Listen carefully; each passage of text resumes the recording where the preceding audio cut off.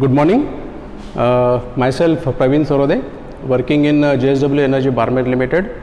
I have total experience of 20 years in operation department, and now I am looking after the TQM department. Friends, today's session is our case study of APC reduction, that is auxiliary power reduction. How the auxiliary power reduction is done in JSW Energy Barmer Limited, that we take some case studies of our JSW Energy Barmer plant.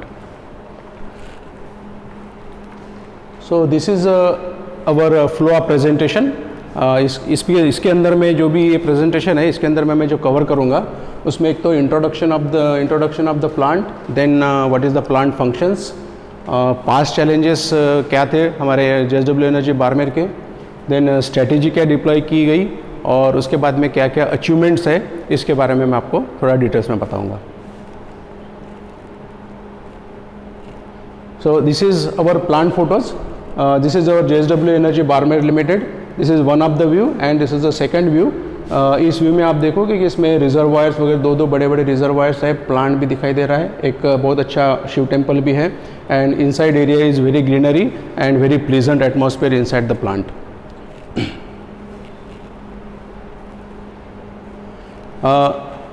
आगे बढ़ने से पहले मैं just आपको Barmer energy plant के बारे में just एक ओवरव्यू देता हूँ कि how it is and how it is based, और उसका कहाँ से रॉ मटेरियल लेता है, क्या प्लांट है, प्लांट के अंदर में कैसे कैसे मशीन्स है, कौन सी यूनिट्स है, उसके बारे में जस्ट एक ब्रीफ दे देता हूँ.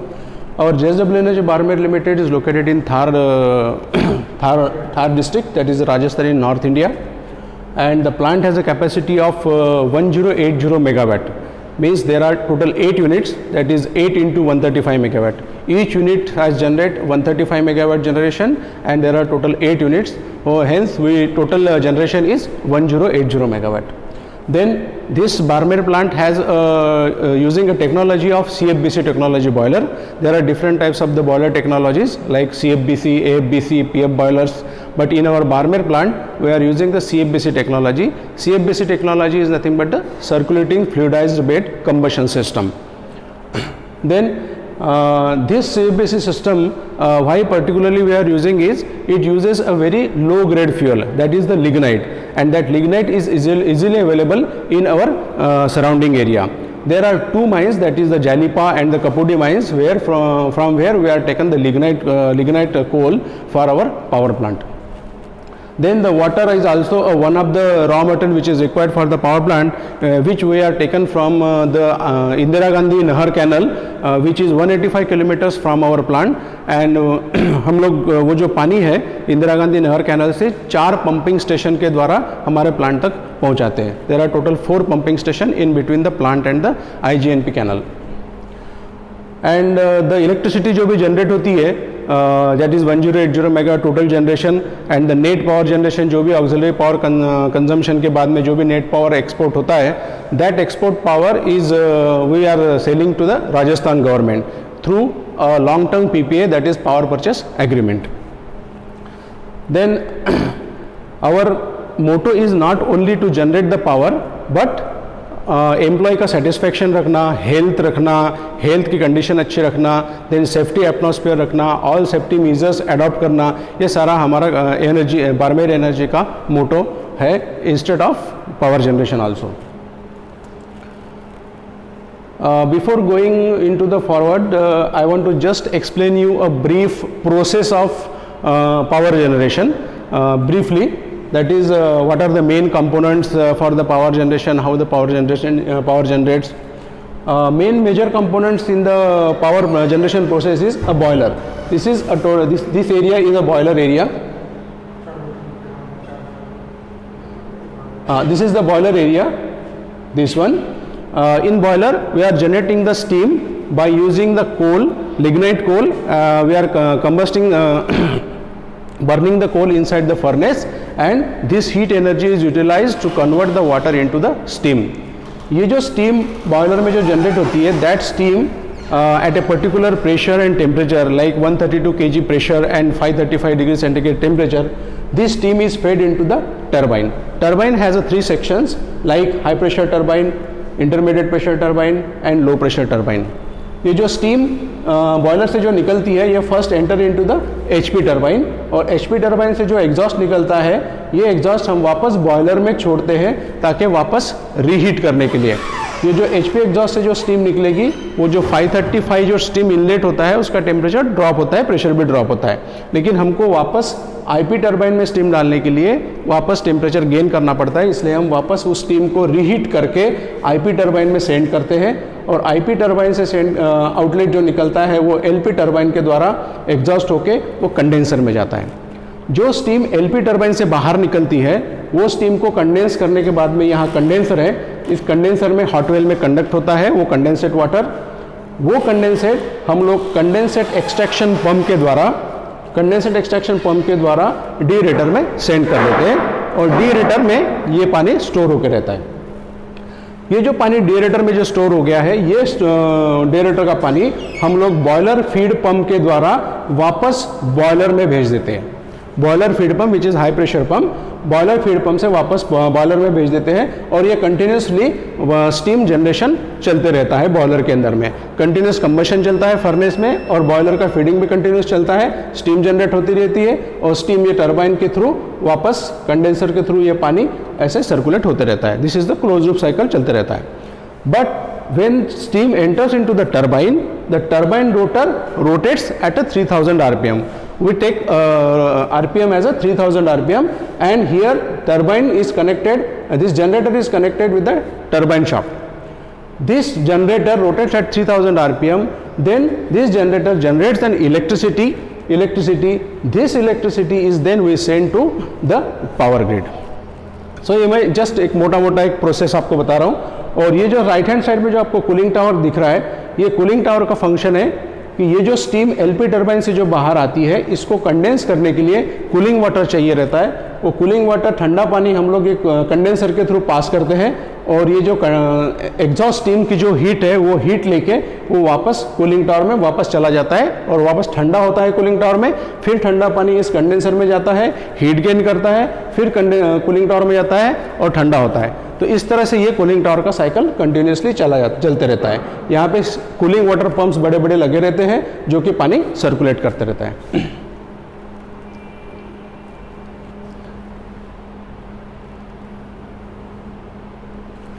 Now coming to the next, that is the SIPOC, that is supply, input, process, output, and what is the customer of our plant.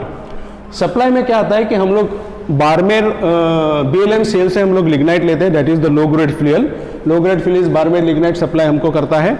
Then what is the another raw material is Indira Gandhi नहर canal से हम लोग पानी लेते हैं, IGNP canal से, that is another raw material. Then हमको oil चाहिए होता है जो कि बॉयलर लीटअप के लिए काम आता है, light diesel oil LDO। Then Rajasthan state mines and mineral से हम लोग लाइमस्टोन लेते हैं जो हमारा रॉ मटेरियल जो बॉयलर में फीड करते हैं सॉक्स मिनिमाइज करने के लिए। So this is our supplier. And input में जैसे ये BLM सेल हमको कोल, लिग्नाइट कोल मिलता है, देन रॉ वाटर मिलता है, then oil and then limestone. This input हमारा जो प्रोसेस है, इस प्रोसेस में पावर जनरेशन होता है जो कि मैंने अभी आपको बताया प्रोसेस डायग्राम। पावर जनरेट होता है, दिस पावर हम लोग इलेक्ट्रिसिटी ग्रिड में देते हैं, और इलेक्ट्रिसिटी ग्रिड से ये राजस्थान गवर्नमेंट इसको ड्रॉ कर लेती है जो कि हमारा लॉन्ग टर्म PP है, power purchase agreement. And the second is the by product. What is the by product? That is the fly ash and the bottom ash. वो हम लोग सीमेंट कंपनीज या ब्रिक्स मैन्युफैक्चर को sell कर देते हैं। Briefly मैं एक आपको ऑर्गेनाइजेशन स्ट्रक्चर बता देता हूँ हमारे कंपनी का। सबसे टॉप में पोजीशन में हेड ऑफ द प्लांट होते हैं, जो अभी आज प्रेजेंट में हमारे वीरेश देवरामणि सर हैं जो कि हेड ऑफ द प्लांट है। उनके नीचे में सब हेड्स है, जैसे head CSR, head fire and safety, head O&M, head purchase and store, head security, head finance, head environment chemistry and head HR and admin. Then ये सब हेड्स जो है ये सब reporting to the HOP। Then the second level is head MMD, means mechanical maintenance department, head operation department, then head electrical maintenance, head ICM, head LHS, that is lignite handling system and lime handling system, head civil and head OSTS. OSTS means operation support and technical supports, and medical officer. One doctor is already appointed in the company. That medical officer is reporting to the head HR and admin. The remaining these heads are all heads are reporting to the O&M, head O&M, that is operation and maintenance head जो भी है उसको report करते हैं. This is the total organization structure of our company. Now, what is the role and the responsibilities of each department? What they do, what are their responsibilities, what are their roles? मैं just एक आपको brief में बता देता हूँ. जैसे कि operation department है, ऑपरेशन डिपार्टमेंट का काम है कि continuously process improvement through the safe, reliable and efficient operation of the plant. And secondly, जो कुछ भी पावर शेड्यूल जो मिलता है पावर जनरेशन का, वो शेड्यूल को एडर करना है, उतना पावर जनरेट करना है. That is the roles and responsibility of the operation department. Then maintenance department. Maintenance department का काम है कि जितने भी हमारे प्लांट में इक्विपमेंट्स लगे, दैट इक्विपमेंट्स को हेल्दी रखना है, अवेलेबल करना है. ये सारा काम मेंटेनेंस डिपार्टमेंट का है. Electrical maintenance, ICM department, mechanical maintenance, सब मेंटेनेंस डिपार्टमेंट इसके अंदर में आते हैं. Then lignite handling and lime handling plant, it is responsible for the safe and reliable and efficient operation of the lignite handling and ensuring the reliable supply of coal and lime. यानी जब भी हमारा power plant चलता रहता है तो coal should be continuously fed to the boiler for the continuous combustion. वो combustion करने के लिए कंटिन्यूस कोयला चाहिए रहता है, कोल चाहिए रहता है. वो कोल का सप्लाई करना ये लिग्नाइट हैंडलिंग डिपार्टमेंट की रिस्पॉन्सिबिलिटी रहती है. Then the OSTS department. OSTS department is but the operation support department and technical support department. Operation support department क्या करता है? Operation department को support करता है. For example, जो भी हम लोगों ने एनर्जी जनरेट की है, वो एनर्जी का बिलिंग बनाना, टाइमली बिलिंग बना के उनको बिल सप्लाई करना. देन परफॉर्मेंस मॉनिटरिंग करना ऑपरेशन का, ये सारा काम ऑपरेशन सपोर्ट करता है. एंड टेक्निकल सपोर्ट क्या करता है? मैकेनिकल मेंटेनेंस को सपोर्ट करता है. और ये जो सपोर्ट है, ये कंडीशन मॉनिटरिंग, क्वालिटी कंट्रोल, इसके द्वारा टेक्निकल सपोर्ट उसको मैकेनिकल मेंटेनेंस को सपोर्ट करता है. देन ह्यूमन रिसोर्स डिपार्टमेंट, इनका काम है कि जो स्किल्ड मैन पावर है in the plant as per the requirement company को सप्लाई करना है at a particular time, at a right time. Then finance and accounts, इनका काम है पर्टिकुलरली बजटिंग, उसका मॉनिटरिंग करना, रिव्यू करना, ये सारा काम फाइनेंस एंड डिपार्टमेंट करता है. And last one is the commercial department. Commercial department का काम है कि जितने भी स्पेयर्स एंड कंज्यूमेबल्स की जो रिक्वायरमेंट पड़ती है पावर प्लांट चलाने के लिए, उसकी अवेलेबिलिटी देखना और टाइमली सप्लाई करना, ये कमर्शियल डिपार्टमेंट का मेन फंक्शन है. नाउ जो आज का जो केस स्टडी है, that is auxiliary power consumption, reduction of auxiliary power consumption. तो कोई भी पावर प्लांट जब भी चलता है तो उसका वो पावर प्लांट कैसे चल रहा है, उसका परफॉर्मेंस क्या है, तो वो परफॉर्मेंस देखने के लिए मुझे कुछ ना कुछ एक पैरामीटर्स चाहिए होता है.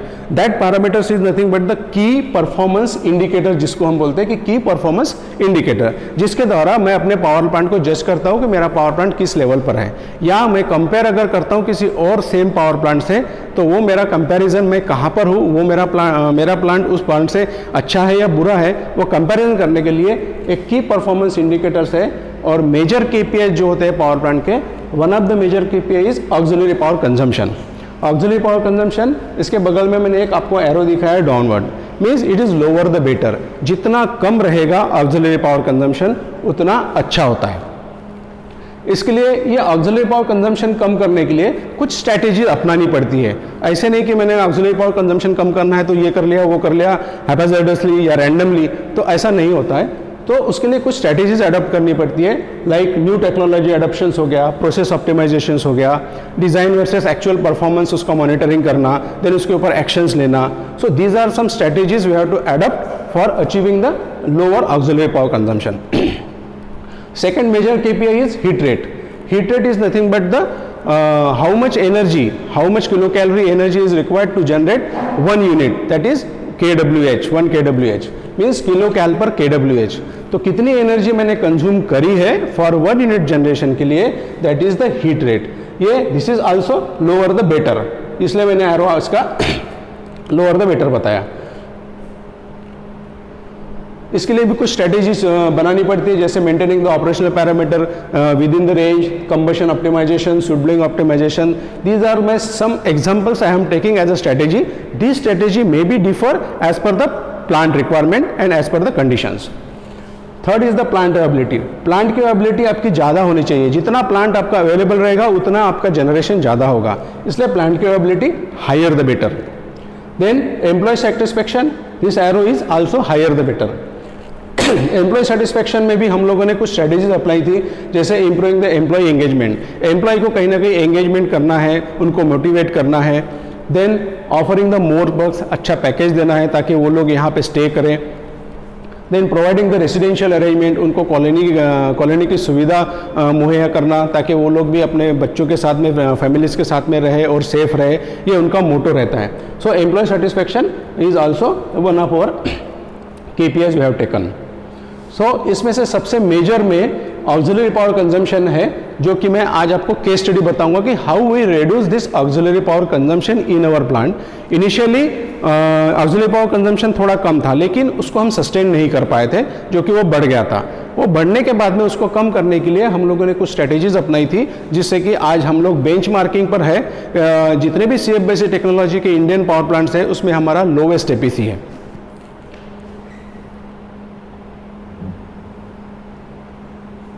Now, what is auxiliary power consumption? Auxiliary power consumption is the power consumptions of the auxiliaries which is consumed during the generation of the power. यानी पावर जब जनरेट होते रहता है उस वक्त जितने भी मेरे इक्विपमेंट्स चलते रहते हैं, लाइक मैंने जो अभी आपको प्रोसेस फ्लो डायग्राम में बताया कि condensate extraction pump, cooling water pump, boiler feed pump, ये क्या है, ये सब कंप्रेसर्स, ये सब जो ऑक्सिलरीज जब चलानी पड़ती है पावर प्लांट जनरेट करने के लिए, it also consumes some power. It also consumes some power. वो जो पावर कंजम्पशन है वो जितना मैं कम रखूंगा उतना मेरा नेट एक्सपोर्ट बढ़ेगा। तो auxiliary power consumption is the power consumed by the auxiliaries of the plant during the power generation. And major power consuming equipments in thermal power plants like boiler feed pumps है, cooling water pumps है, boiler fans है, condensate extraction pumps है, compressors है, ये सब क्या करते हैं, ये HT ड्राइव्स है, ये सारे HT drives high power consume करते हैं। तो इसको जितना कम कंज्यूमशन करेंगे उतना हमारा ऑक्सिलरी पावर कम रहेगा, नेट एक्सपोर्ट बढ़ेगा। Higher APC reduces the net export of the power and in turn increase the power cost. High APC reduces net export of the power, इसका मतलब ये है कि ये जो स्लाइड है इसमें आपको जस्ट मैंने एक ब्लॉक लाइन डायग्राम के थ्रू बताया कि पावर जनरेशन कैसे होता है, ग्रिड में कैसे जाता है, और ग्रिड में जाने से पहले हम लोग ऑक्सिलरी पावर कंजम्पशन के लिए उसको कहाँ से टैपिंग लेते हैं, ये मैं जस्ट लाइन डायग्राम से बताता हूँ। ये जो जनरेटर है, this generator generates the electricity. Electricity generate करने के बाद में this power is send to through the generator transformer, here is the GT breaker and send to the grid system. लेकिन ये जो लाइन डायग्राम में बीच में जो मैंने टैपिंग दी है, ये जो टैपिंग है, ये टैपिंग कहाँ जाती है, ऑक्सिलरी पावर कंजम्पशन के लिए जितना भी पावर लगता है वो मेरा सब इस टैपिंग के थ्रू पावर चला जाता है ऑक्सिलरी पावर कंजम्पशन के लिए। यानी अगर जनरेटर अगर 100 मेगावाट पावर जनरेट कर रहा है, 100 मेगावाट पावर जनरेट कर रहा है, उसमें से अगर ऑक्सिलरी पावर कंजम्पशन मेरा 10 मेगावाट है, यानी मैंने 10 में ये 100 मेगावाट का जो जनरेशन है इसमें से मैंने 10 मेगावाट ऑक्सिलरी में चला गया, तो बचा कितना भी 90 मेगावाट। तो 90 मेगावाट कहाँ जाएगा, ग्रिड में जाएगा। यही अगर मैं ऑक्सिलरी पावर अगर मैं कम करूँ, सपोज 10 मेगावाट की जगह पे अगर मैं 9 मेगावाट करूं, इट मीन्स दैट यहां पे मेरा पावर कितना जाएगा, 91 मेगावाट जाएगा। 91 मेगावाट जाएगा, इसका मतलब मुझे 91 मेगावाट का रेवेन्यू जनरेट होगा, अर्न होगा मेरा मनी। अगर मैं यहाँ पे अगर 10 करूंगा तो यहाँ पे 90 मेगावाट जाएगा, तो 90 मेगावाट का ही पैसा मिलेगा। इट मीन्स दैट अगर ये जितना ज़्यादा रहेगा मेरे लिए लॉस है, नेट एक्सपोर्ट कम हो जाएगा। इसलिए मेरा मोटो ये रहेगा कि इसको मैं कम से कम रखूँ, ऑक्सिलरी पावर कंजम्पशन को कम से कम रखूँ, सो दैट नेट एक्सपोर्ट मेरा ज़्यादा रहे, मेरा रेवेन्यू बढ़े, मेरा एबिटा बढ़ेगा। सो this is the main line diagram. इसका इफेक्ट देखिए कैसा होता है। सपोज अगर मैंने 0.1% भी अगर एपीसी कम कर दी, प्लांट की स्टेशन की अगर मैंने 0.1% एपीसी अगर मैं कम करता हूं, तो इसका इफेक्ट मिलता है 1.94 crore saving, 1.94 crore saving per annum. इतना सेविंग होता है only for 0.1% reduction of APC. As per the tariff जो भी टैरिफ रहेगा उसके हिसाब से इसका कैलकुलेशन होता है। जो हमारा एट प्रेजेंट टैरिफ है उसके हिसाब से 1.94 करोड़ का सेविंग होता है। So there is a huge saving by reducing the auxiliary power consumption. Now this auxiliary power consumption in financial 13 was very high. I will show you the trend. Financial 13 में बहुत ज़्यादा था। आप ये ट्रेंड देखिएगा, ये है फाइनेंशियल ईयर 12 to 13। 12 to 13 में हमारा ऑक्सिलरी पावर कंजम्पशन था ये 12.43। ये मेरा टारगेट था। This was my plan, this is red line was plan and this is actual, यानी प्लान वर्सेस एक्चुअल का ये लाइन डायग्राम है।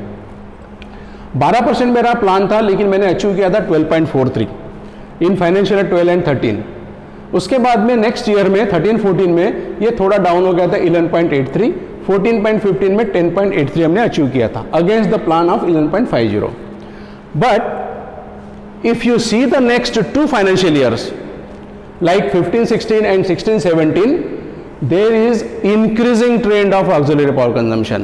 It means that जितना भी हम लोगों ने यहाँ पे पावर ऑक्सिलरी पावर कम किया था उसको हम सस्टेन नहीं कर पाए, यानी हम लोग उसको सस्टेन नहीं कर पाए, उसके तरफ कहीं ना कहीं हमारा ध्यान भटक गया, जिसके वजह से ये ऑक्सिलरी पावर नेक्स्ट 2 ईयर्स में बढ़ गया।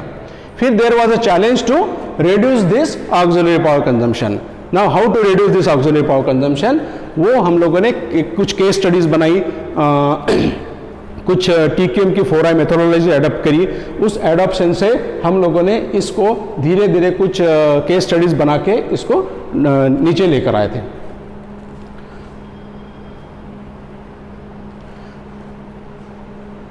अब ये जो ऑक्सिलरी पावर कंजम्पशन ये जो हाई चल रहा था अगले 2 साल में, उसको कम करने के लिए हमारे कंपनी में अभी क्या है कि टोटल क्वालिटी मैनेजमेंट एक इम्प्लीमेंटेशन चल रहा है। ये टोटल क्वालिटी मैनेजमेंट क्या बोलता है कि आप कोई भी प्रोजेक्ट करते हो, कोई भी मॉडिफिकेशंस करते हो, तो उसका एक प्लान्ड वे से उसका काम होना चाहिए, एक तरीके से काम होना चाहिए, कुछ प्लानिंग से होना चाहिए, कुछ मेथोडोलॉजी होनी चाहिए और हर एक की एक स्ट्रक्चर्ड वे में एनालिसिस होना चाहिए कि क्या होता है क्या नहीं होना चाहिए विथ अ पर्टिकुलर डाटाबेस। तो ये टोटल क्वालिटी मैनेजमेंट का हमने एक टूल है, that is 4I methodology. This 4I methodology means 4I means first I is identification, second I is ideation, third is implementation and last I is institutionalization। ये जो 4I methodology है ये हमको क्या करती है कि एक स्ट्रक्चर्ड वे में हमको किसी प्रॉब्लम्स को अटैक करने के लिए या सॉल्व करने के लिए एक प्रोसेस और प्रॉपर वे बताता है। अब हम लोग आइडेंटिफिकेशन में क्या करते हैं, आइडेंटिफिकेशन में हमारा फर्स्ट पर्पस होता है कि प्रोजेक्ट आइडेंटिफिकेशन। अब मान के चलिए फॉर एग्जांपल कि मैं कंडेंसेट एक्सट्रैक्शन पंप जितना भी पावर कंज्यूम कर रहा है, बट क्या वो रेटेड पावर कंज्यूम कर रहा है या नहीं कर रहा है, उसको मुझे देखना पड़ेगा, एनालिसिस करना पड़ेगा, डिजाइन वर्सेस एक्चुअल उसका क्या परफॉर्मेंस चल रहा है उसकी स्टडी करनी पड़ेगी। तो मुझे आइडेंटिफाई करना पड़ेगा प्रोजेक्ट। तो ऐसे मुझे हर इक्विपमेंट से जो major consuming power consuming equipments है उसको मुझे मेजर करना पड़ेगा कि क्या इसका ट्रेंड चल रहा है at present. So project identification means project sourcing, project charter, उसके बाद में हम प्रोजेक्ट चार्टर बनाएंगे। Then problem identification, problem identification में this is MSA is nothing but the measurement system analysis होता है। उसके डीपर में जाएंगे जब TQM की मेथोडोलॉजी में, तब वो डिटेल में आएगा। अभी मैं जस्ट आपको एक ओवरव्यू बता रहा हूँ। Then project baseline, project baseline in the sense कि सपोज अगर CP पंप है, कंडेंसेट एक्सट्रैक्शन पंप है, अगर वो अगर 240 किलोवाट का पावर कंज्यूम कर रहा है तो एट प्रेजेंट उसकी बेसलाइन क्या है, अभी तो वो 240 कर रहा है लेकिन करना कितना चाहिए था, उसमें मार्जिन है क्या, उसको ऑप्टिमाइजेशन का कोई चांस है क्या, मैं उसको कहाँ 240 से मैं 220 ले जा सकता हूँ क्या, कम कर सकता हूँ क्या। तो यहाँ पे मुझे एक प्रोजेक्ट की बेसलाइन बनानी पड़ेगी। So this is nothing but the project baselining. Then उसके बाद में पोटेंशियल कॉज आइडेंटिफिकेशन। इसमें क्या करते हैं कि अगर सपोज 240 कंज्यूम कर रहा है और मुझे 220 करना है, तो ये जो 20 का डिफरेंस है, 20 किलोवाट का जो डिफरेंस है वो ज़्यादा क्यों आ रहा है, उसको मुझे कॉजेज ढूंढने हैं, उसकी रीजंस ढूंढने हैं और उसको मुझे लिस्ट डाउन करना है कि क्या क्या रीजंस हैं। वो जो रीजंस है उसमें से जो पोटेंशियल रीजंस है जो कि सबसे ज़्यादा उसके ऊपर इम्पैक्ट कर रहा है उसको प्रायोरिटाइज करना है, 1 2 3 4 करके उसको प्रायोरिटाइज करना है। So this is nothing the identification and prioritisation. Then data collection, data collection plays a very very very major role in this 4i methodology. तो जो कुछ भी मैंने कॉजेस निकाले तो वो कॉजेस के लिए मुझे डाटा कलेक्ट करना पड़ेगा, पिछले 1 साल का ट्रेंड ढूंढना पड़ेगा, पिछले 6 महीने का ट्रेंड ढूंढना पड़ेगा, कहाँ कहाँ ज़्यादा कंज्यूम हो रहा है, कहाँ कम हो रहा है, तो कम हो रहा तो क्यों कम हो रहा था, ये ज़्यादा हो रहा तो क्यों ज़्यादा हो रहा था, उसका एनालिसिस करना पड़ेगा। तो उसकी वजह से क्या हो जाएगा, मैं पर्टिकुलर रूट कॉज पे पहुँच सकूँ। देन कुछ क्विक विन्स रहेंगे कि जो मुझे हाँ पता चला कि यार इसके वजह से ये होता है, अगर मैं तुरंत जाके उसका विदाउट एनी इन्वेस्टमेंट और without taking much more time, if suppose मैं उस प्रॉब्लम को हल कर सकता हूँ तो तुरंत हल कर लेना, तो that is the quick wins, अगर ऐसे कोई मिलते हैं तो। Then root cause identification and उसका validation.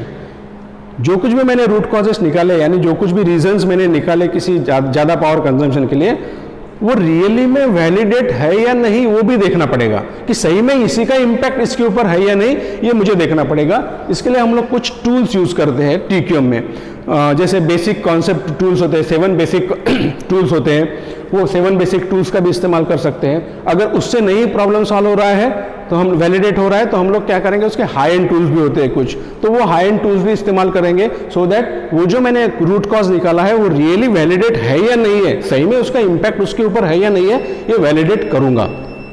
So this is the root cause identification and validation. तो यहाँ पे मुझे प्रॉब्लम मिल जाता है, ये आइडेंटिफिकेशन में मुझे प्रॉब्लम मिल जाता है कि मेरा क्या क्या प्रॉब्लम है। उसके बाद में सेकंड आई जो आता है, 4i में जो सेकंड आई है, that second I is ideation. अभी वैलिडेशन में मुझे पता चल गया कि मेरा क्या क्या रीजंस है, मैंने लिस्ट डाउन कर लिए, 2 या 3 रीजंस मेरे वैलिडेट हो गए कि इसकी वजह से मेरा पावर कंजम्पशन अभी इस इक्विपमेंट में बढ़ गया। Then I go for ideation, that is second I. इसमें क्या करूंगा, मैं आइडिया जनरेशन करूंगा। अब अगर वो 20 किलोवाट का जो एक्स्ट्रा पावर है वो किस किस वजह से ज़्यादा है, ये मुझे पता चलने के बाद में अब मैं उसके सॉल्यूशंस ढूंढना चालू करूंगा कि यार इसके ऊपर मेरे उपाय क्या है, क्या सॉल्यूशन है कि जिसको मैं इसको अप्लाई करने के बाद में वो कम हो जाए। There is idea generation, then idea prioritisation.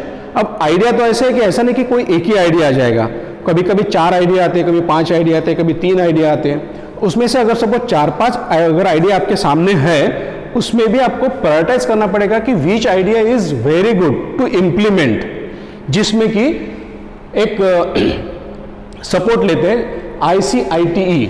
ICITE means इसका क्या इम्पैक्ट है, जो सॉल्यूशन मैंने ढूंढा उसका क्या इम्पैक्ट है, कितनी कॉस्ट लग रही है जो सॉल्यूशन मैं इंप्लीमेंट करूंगा, देन कितना इनोवेटिव है वो आइडिया, वो जो सॉल्यूशन है वो कितना इनोवेटिव है वो भी मुझे देखना है, और कितना टाइम लग रहा है वो सॉल्यूशन अगर मैं इंप्लीमेंट करता हूं तो what is the time required to implement, that I have to also see. And last one E for easy to implement. Easy to implement मैंने वो सॉल्यूशन को मैं कितना इजीली इंप्लीमेंट कर सकता हूं या बहुत कुछ हर्डल्स है, ये भी देखना है। सो आइडिया प्रायोरिटाइज करना है, देन उसके बाद में सॉल्यूशन डेवलपमेंट करना है। So this is the second I. Then third I आता है जिसमें कि इंप्लीमेंटेशन, यानी एक तो मुझे सबसे पहले रीजन मिल गया, उसके बाद में मैंने उसके रीजंस मिलने के बाद में कुछ सॉल्यूशंस ढूंढे, उसको कुछ प्रायोरिटाइज कर दिया। प्रायोरिटाइज करने के बाद में जो सॉल्यूशन मिला वो सॉल्यूशन को अभी मुझे इंप्लीमेंट करना है, तो मुझे कुछ इंप्लीमेंटेशन प्लान बनाना पड़ेगा। ऐसा नहीं कि हाँ आ जाओ इसको ये लगा लो वो लगा लो, ऐसा नहीं। उसके लिए भी एक सिस्टमेटिकली वे से इंप्लीमेंटेशन प्लान बनाना चाहिए।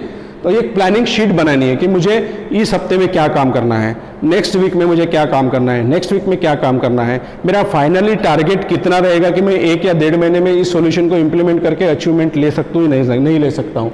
सो that is nothing but the planning sheet, ये बनानी पड़ेगी। Then observation of the pilot and the full scale, उसके ऊपर बाद में ऑब्जर्व करते रहना है। और उसके बाद में रिस्क असेसमेंट। रिस्क असेसमेंट यानी क्या होता है कि अगर मैं कोई सॉल्यूशन इंप्लीमेंट कर रहा हूँ बट वो सॉल्यूशन इंप्लीमेंट करने के बाद में कोई रिस्क तो नहीं इन्वॉल्व हो रही है वो करने के बाद। ऐसा नहीं कि उस इक्विपमेंट के बाद में 6 महीने के बाद में 1 साल के बाद में कुछ रिस्क क्रिएट हो या कुछ फेलियर होने वाला हो, ये तो मैं कर रहा हूँ लेकिन ऐसा तो नहीं कि उसको कुछ रिस्क आए, वो रिस्क असेसमेंट करना भी जरूरी है। So this is the implementation, that is nothing but the third I. Then coming to the fourth I, that is the institutionalisation part. वो जो सॉल्यूशन है वो इंप्लीमेंट करने के बाद में मैं रिजल्ट देखूंगा कि वो अचीव हुआ है नहीं हुआ। अगर वो अचीव हो जाता है और मैं अगर सपोज 240 किलोवाट पावर कंजम्पशन से मैं 220 किलोवाट पावर अचीव कर लेता हूं, इसका मतलब आई सेव्ड 20 किलोवाट पावर, तो मैं इसको स्टैंडर्डाइज कर देता हूँ। स्टैंडर्डाइज कर देता हूँ मतलब कि मैं दूसरे जो यूनिट्स है मेरे, जैसे टोटल 8 यूनिट्स है, मैं दूसरे यूनिट में भी उसको एनालिसिस करूंगा कि किसका पावर ज़्यादा चल रहा है। अगर वो ज़्यादा चल रहा है तो I will also implement the same solution if applicable to that condensate extraction pump. So that is nothing but the institutionalisation, that is the standardisation. मैं स्टैंडर्ड कर दूंगा सभी इक्विपमेंट, सेम इक्विपमेंट के लिए। So this is nothing but the 4I methodology we have adopted in the our plant to reduce this auxiliary power consumption. Now ये जितने भी strategies है, ये जितने भी हम लोगों ने अभी न्यू टेक्नोलॉजी एडॉप्शंस है, प्रोसेस ऑप्टिमाइजेशंस है, या फिर डिज़ाइन वर्सेस एक्चुअल का परफॉर्मेंस मॉनिटरिंग है, तो इसमें जो भी गैप्स मिलते हैं वो गैप्स हमने पहले आइडेंटिफाई किए कि कहाँ कहाँ हमको अपॉर्चुनिटीज़ है कम करने के लिए। वो अपॉर्चुनिटीज़ ढूंढने के बाद में, एनालिसिस करने के बाद में हमको बहुत सारा ऐसा एरिया मिला जहाँ पे हमको अपॉर्चुनिटीज़ थी कि हम पावर कंजम्पशन रिड्यूस कर सकें। उसमें से मैंने एक लिस्ट डाउन किए कि कहाँ कहाँ हमने केस स्टडीज़ किए। First was reduction of auxiliary power consumption in CEP, that is the condensate extraction pump. मैंने इसके पहले एक प्रोसेस फ्लो चार्ट में आपको बताया था, एक जस्ट और एक बार बता देता हूँ कि कहाँ होता है इसका पोजीशन, कंडेंसेट एक्सट्रैक्शन पंप। ये यहाँ पे कंडेंसेट एक्सट्रैक्शन पंप होता है, जो कि जो LP टर्बाइन से जो स्टीम निकली और ये जो कंडेंसेट हो गया, जो वाटर फॉर्म हो गया, ये कंडेंसेट को ये जो डेरेटर में भेजता है। This is the condensate extraction pump. It is also consuming more power. Secondly, this is the BFP, means boiler feed pump. It is also HT pump, it also consumes more power. Boiler feed pump, ये एक boiler feed pump हो गया। Then cooling tower, ये cooling tower में ये जो पानी होता है, ठंडा पानी, ये ठंडा पानी सर्कुलेट करने के लिए, कूलिंग कंडेंसर में सर्कुलेट करने के लिए we requires pump, CW pump, that is the cooling water pumps. तो it also consumes more power. So these are the some major equipments I am telling you which consumes more power. Compressors हो गए, ये भी more power consumes करते हैं। तो ऐसे हमने ऐसे कुछ बड़े बड़े इक्विपमेंट्स पहले अटैक किए कि जहाँ पे हमको कुछ अपॉर्चुनिटी मिले।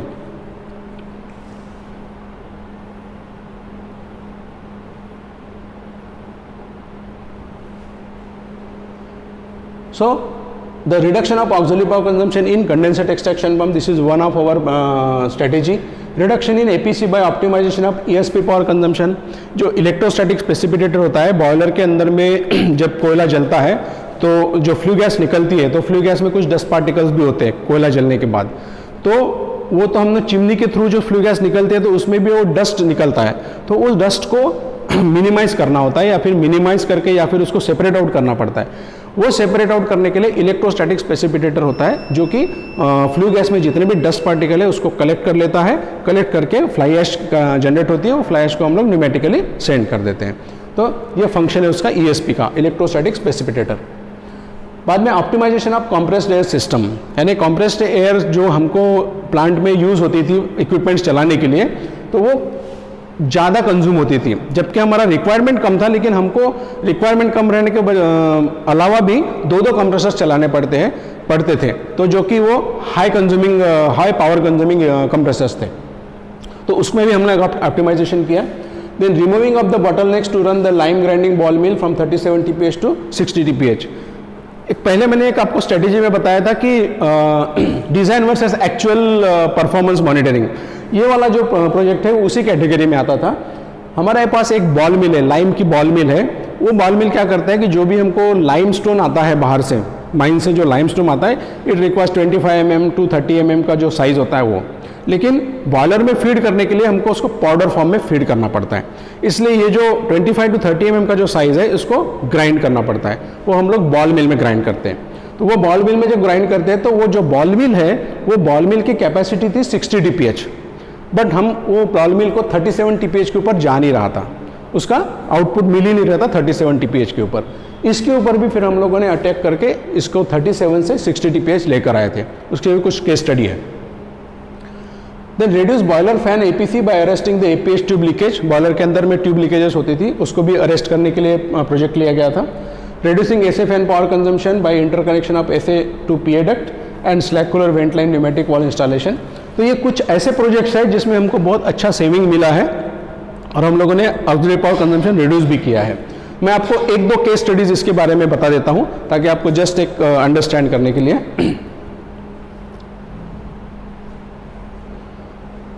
सो first case study ball mill की, जो लाइम प्लांट में बॉल मिल है, वो बॉल मिल की एक केस स्टडी बता देता हूं।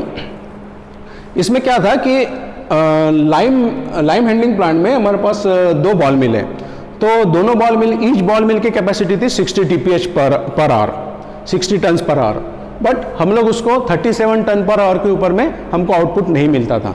फिर हम लोगों ने क्या किया, उसके ऊपर पूरा एनालिसिस किया कि कहाँ गड़बड़ है, क्या है, इनलेट से लेके तो आउटलेट तक के जितने भी प्रोसेस है, हर प्रोसेस के ऊपर अटैक किया कि कहाँ कहाँ कंस्ट्रेंट्स आ रहे हैं, क्या क्या प्रॉब्लम्स आ रही है। ईच पोर्शन को हमने बहुत अच्छे से एनालाइज किया, अच्छे से एनालाइज करके उसके ऊपर अटैक किया। तो इनलेट में हम 60 TPH फीड देने के बावजूद भी मिल के अंदर में 37 TPH के ऊपर में हमको आउटपुट उसका 37 TPH के ऊपर मिल नहीं रहा था। ये जो रीज़न है, ये रीज़न जब फाइंड आउट किया तो पता चला कि यार इनलेट का जो चूट था उसमें गैप ही ऑलरेडी कम थी, तो इसकी वजह से इनलेट फीडिंग बहुत ज़्यादा नहीं हो पा रही थी, तो हमको आउटपुट नहीं मिल रहा था। तो हम लोगों ने क्या किया, उसका जो इनलेट फीड जो था, इनलेट फीड का जो ओपनिंग थी उसको थोड़ी सी बढ़ा दी। उसको बढ़ाने के बाद में ये एक काम कर दिया ताकि उसका हम लोग फीड रेट बढ़ा सके। उसके बाद में कुछ मेन फैंस भी थे, जिसको डीपी मेंटेन करता है, वो डीपी मेंटेन करने के लिए उसमें भी ऑप्टिमाइजेशन किया। और कंप्रेस्ड एयर सिस्टम, यानी एक बॉल मिल चलाने के लिए हमको एक कंप्रेसर लगता था, लेकिन उस लाइम हैंडलिंग सिस्टम में दो कंप्रेसर चल रहे थे एक के जगह पे। जब एक बॉल मिल चल रही थी तभी भी दो कंप्रेसर चल रहे थे। फिर वापस एनालाइज किया कि दो कंप्रेसर क्यों चल रहे हैं, एक बॉल मिल के लिए एक ही कंप्रेसर चलना चाहिए। तब पता चला कि कुछ वो जो एयरलाइन है, उस एयरलाइन से एक टैपिंग लेकर कोई दूसरा डिपार्टमेंट भी उसको एयर को कंज्यूम कर रहा था, जो कि हमको पता नहीं था या उनको भी पता नहीं था। ऐसे कहीं टैपिंग इरेक्शन के टाइम में निकाली गई जिनको ऐश हैंडलिंग में यूज़ करते थे। जब वो पूरी लाइन ट्रेस करी गई कि यार ये मेरा पावर सेकंड कंप्रेसर क्यों चल रहा है, कहाँ एक्स्ट्रा एयर जा रही है, तो हमको एक आइडेंटिफाई मिला कि एक टैपिंग जो ऐश हैंडलिंग में जा रही है वो लोग ऐश हैंडलिंग इस्तेमाल कर रहे हैं, जिसकी वजह से हमारा सेकंड कंप्रेसर भी चल रहा है, जबकि एक ही कंप्रेसर की जरूरत थी। देन उसके बाद में उस टैपिंग को हमने बंद कर दिया। टैपिंग को बंद करने के बाद में जो ऐश हैंडलिंग का जो भी सेपरेट कंप्रेसर्स है वो अपने मैनेज करने लगे।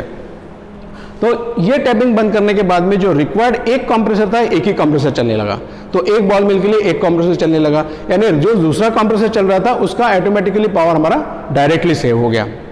तो ऐसे तीन चार काम थे, जो भी कंस्टेंट्स थे, वो कंस्टेंट को, सारे कंस्टेंट्स को एक एक करके दूर कर दिए गए। उसके बाद में हमको जो रिजल्ट मिला, वो रिजल्ट ये था कि पहले जो 37 टन्स पर आवर का जो आउटपुट मिलता था, उसमें पावर कंजम्पशन था उस बॉल मिल का 20 किलोवाट पर मेट्रिक टन, 20 किलोवाट कंज्यूम करता था एक मेट्रिक टन के लिए लाइम का। उसके बाद में ये सब मॉडिफिकेशंस करने के बाद में ड्रास्टिकली वो reduce down to 14 kWh per metric ton, यानी स्पेसिफिक पावर कंजम्पशन 20 से 14 पर आ गया, इतना रिडक्शन हो गया, यानी 6 kWh per metric ton we have saved the power. ये पहले जो ट्रेंड लाइन दिखा था, ये जो पहले जो ट्रेंड लाइन चल रही थी, ये ट्रेंड लाइन इस हिसाब से पावर कंजम्पशन था। उसके बाद में जो कुछ भी हम लोगों ने इम्प्लीमेंट किया आइडिएशन के बाद में, ये इम्प्लीमेंटेशन के बाद में ये उसका ट्रेंड रहा पावर कंजम्पशन का। This is the specific power consumption, यानी यहां से हम लोग स्पेसिफिक पावर कंजम्पशन यहां पे लेकर आए। सेकेंडली, सेकेंड स्टडी, वो एक स्टडी हो गई। सेकेंड स्टडी थी कि condenser extraction pump. Condenser extraction pump में भी ऐसा ही कुछ था कि जिसमें ये पंप की कैपेसिटी थी 280 किलोवाट, 280 किलोवाट का पंप था, जिसमें हमने प्लान किया था कि 218 किलोवाट तक हम लेकर आएंगे करके। तो 218 किलोवाट लाने के लिए व्हाट आर द कंस्टेंट, यानी कहाँ हमारे पास अपॉर्चुनिटीज़ है, वो हमने पहले फाइंड आउट किया। पहले रीजंस ढूंढने की क्यों ज़्यादा चल रहा है, वो रीजंस फाइंड आउट किया। तो उसमें हमको ये पता चला कि जो कंडेंसर एक्सट्रैक्शन पंप की जो डिस्चार्ज लाइन है, उसमें एक कंट्रोल वाल है। वो कंट्रोल वाल में क्या करते थे, हम उसको थ्रोटल करके रखते थे। थ्रोटल करने की वजह से क्या होता है कि डीपी बहुत ज़्यादा चलता था। थ्रोटल इससे करना पड़ता था कि जितना हमको फ्लो चाहिए पानी का, उतना प्रोसेस सिस्टम को उतना प्रोसेस देने के लिए थ्रोटल करना पड़ता था। इसके लिए डीपी बढ़ जाता था। डीपी बढ़ने की वजह से पावर कंजम्पशन भी ज़्यादा चलता था कंडेंसर एक्सट्रैक्शन पंप का। फिर हमने क्या किया कि अगर मैं सपोज कंट्रोल वाल को फुल ओपन करूँ ताकि वो डीपी कम करने के लिए। बट उसका एक डिसएडवांटेज ये था कि मैं अगर फुल वॉल ओपन करता था तो पानी का फ्लो बढ़ जाता था, तो पानी का फ्लो बढ़ जाता तो सिस्टम को उतना रिक्वायरमेंट नहीं था, फिर वापस थ्रोटल करना पड़ता था। तो इसके वजह से हमने कुछ दूसरा सॉल्यूशन निकाला। दूसरा सॉल्यूशन ये निकाला कि ये जो पंप होता है, पंप में टोटल 8 इम्पेलर्स होते हैं कंडेंसर एक्सट्रैक्शन पंप में। ये मैं जस्ट आपको शाफ्ट दिखा रहा हूँ, इसके ऊपर इम्पेलर्स है 1 2 3 4 5 6 7 8 इम्पेलर्स होते हैं। और इसका जो डिस्चार्ज प्रेशर था वो डिस्चार्ज प्रेशर टोटल 18 kg का था।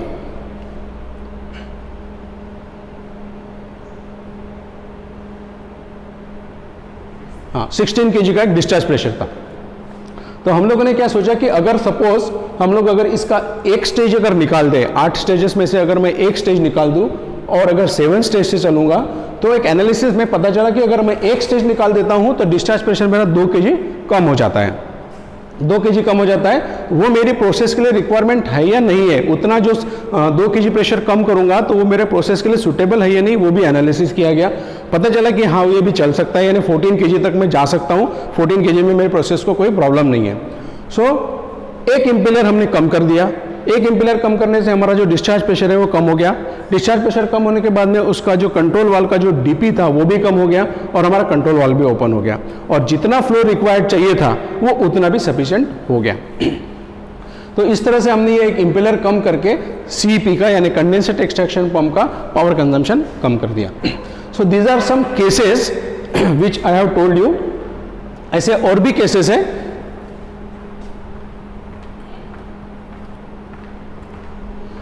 CEP में पहले इस तरह का ट्रेंड चल रहा था पावर कंजम्पशन का, ये देखेंगे आप, ये हिस्टोग्राम है, इस लेवल पे पावर चल रहा था। उसके बाद में जब इंप्लीमेंट किया गया तो ये यहाँ से यहाँ तक आया, यानी रिजल्ट में आप अगर देखेंगे तो CEP का power consumption reduced by 29.5 kWh, करीब करीब 30 किलोवाट का पावर सेविंग हो गया, और the average power shifted from 242 to 211.8 kWh, and it results overall saving of 5.6 lakhs per annum per unit। 5.6 lakhs per annum per unit, यानी सिर्फ एक ही unit में मुझे 5.6 लाख का सेविंग मिला। सेम हमने इंप्लीमेंट किया रिमेनिंग 7 यूनिट्स पे, तो 5.6 into 8 that will be our the annual saving. तो इतना ह्यूज अमाउंट में हमारा सेविंग भी हो गया।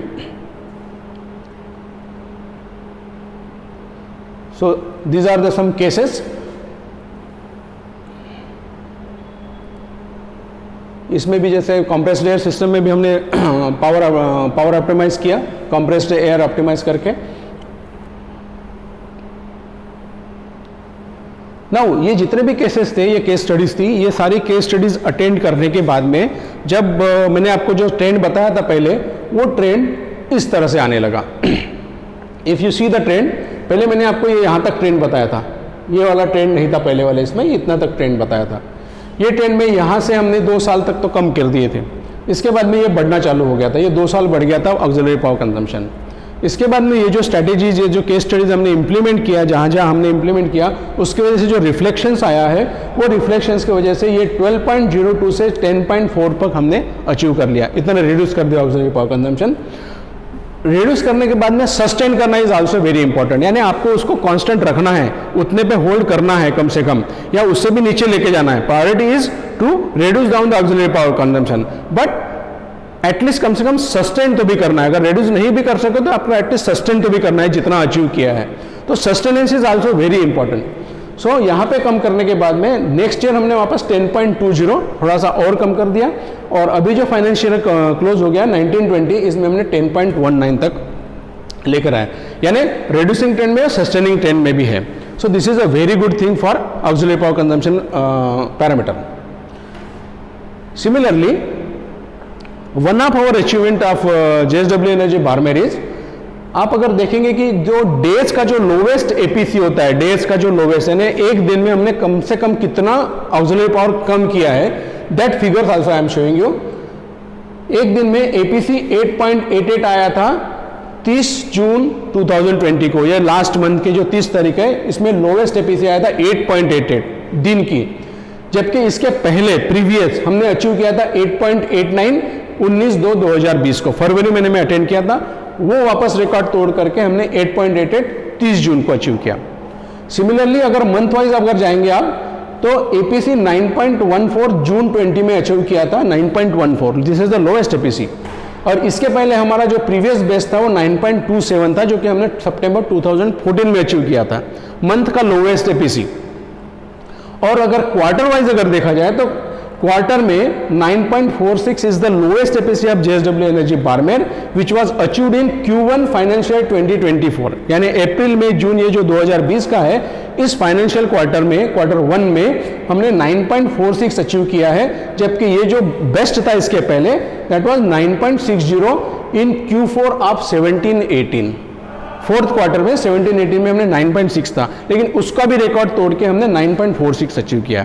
So these are the best achievements of auxiliary power consumptions of our JSW energy Barmer Limited as compare to the other CFBC technologies companies in India. We are the best in class as per the CFBC technology. ये सब achieve करने के बाद में कुछ awards भी होते हैं कि कुछ लेना चाहिए, कुछ अप्लाई करते हैं हम गवर्नमेंट्स के। So some awards, that awards we have also received. The first award is, this is the best thermal power generator करके एक अवार्ड मिला था। IPPI जो संस्था है, ऑर्गेनाइजेशन है, they have awarded JSW energy Barmer as the best thermal power generator. Then second award is Rajasthan energy conservation का award है 2018 का, एनर्जी कंजर्वेशन कैटेगरी में हमको ये अवार्ड मिला था, which was received by our honourable HOP sir, that is Viresh Devaramani sir. And the third award which we have received is Green Petal Award 2018 in the category of Achiever of Energy Conservation। Energy conservation category में हमको green petal से एक अच्छा award मिला था। So these are some pics that I am showing you for the award received by the JSW energy Barmer limited.